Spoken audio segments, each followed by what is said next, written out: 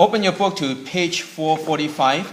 So what we're going to do today is we're going to go over how to solve word problems.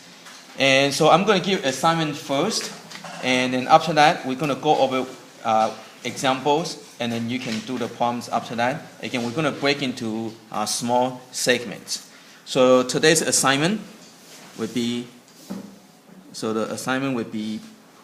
page 430, page 444. So again, we're going to use set 2 as the example, and we use set 1 as the assignment. And this would be number 1 through 16, 21 through 22, and 25 through 28, and 31 through 32. Okay, so this would be all. Okay, so you can 1 through 16 all, 21 through 22, 25 through 28 all, and 31 through 32. Okay, so let's go over one example first. So I'm going to use set 2 as an example. So let's go to 1. So number 1 on page 445, set 2. So this is a word problem. So first you read the problem. It says the speed of the current in a river is 5 miles per hour. If the boat can travel 198 miles with current in the same time, it will travel 138 miles against the current. What is the speed of the boat in still water? Okay, so you have the boat and travel in a river. So, okay, so again, this is the motion problem. So you have the boat and it's going downstream. And the river, I'm going to use W for river. Okay, the water, right? The water is going at 5 miles per hour. And it says if the boat can travel 198 miles, so this is 198 miles, in the same time,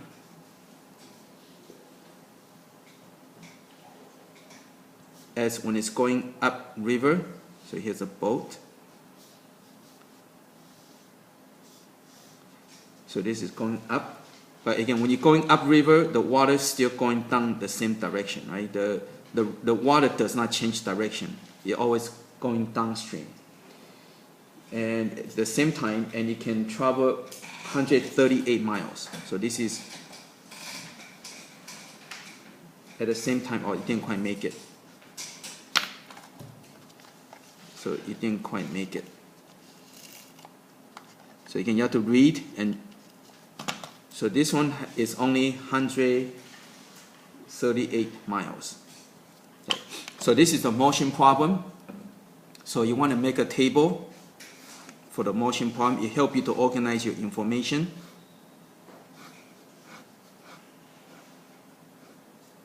So this is R times time equal to distance.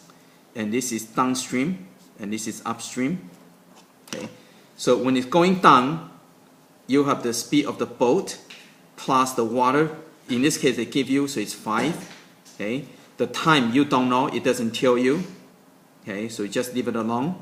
Okay. For now, because you already have one variable already, so you don't want to use another variable. You want to avoid doing that in the motion problem. And also notice they give you a distance, right? So 198. So since they give you the distance, you can figure this out, okay? Because R times time equal to distance, so the time will equal to see over here, when you have R times time equal to distance, so if you're looking for time, you divide by R on both sides, so time equal to D over R. Okay? So we have to use that information. So to get time, you have to divide. So it'd be 198 divided by B plus 5. Okay? So D divided by R will give you the time. Same thing over here for upstream.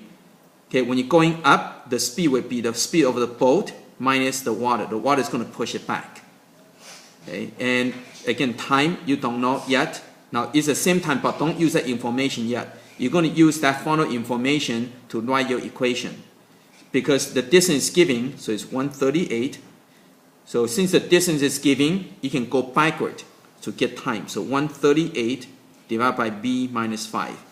So once you fill up your table, the last information you put in, that's what you want to use to write your equation. Right? So over here, you need to, this is the last entry, so you need to figure out the relationship between them.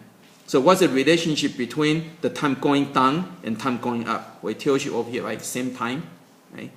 So same time means that equal. So you got 198 over b plus 5 is equal to 138 b minus 5. So this is your proportional equation. You already know this before, right? So when you have this kind of equation, it's easier if you just cross multiply. So you're going to cross multiply. So you're going to get 198b minus, just use your calculator to work it out. So 198 times 5, so 990 equal, cross multiply. So you got 138b plus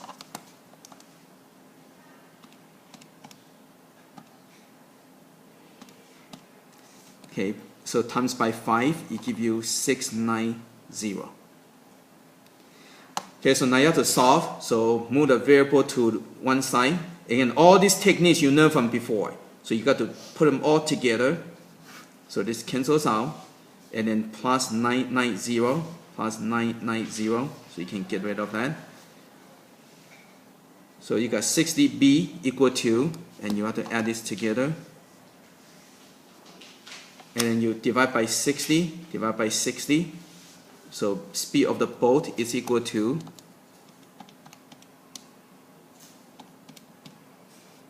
equal to 28 miles per hour, and that's it. Okay. Okay, so go ahead and do number 1 and 2 on page 444.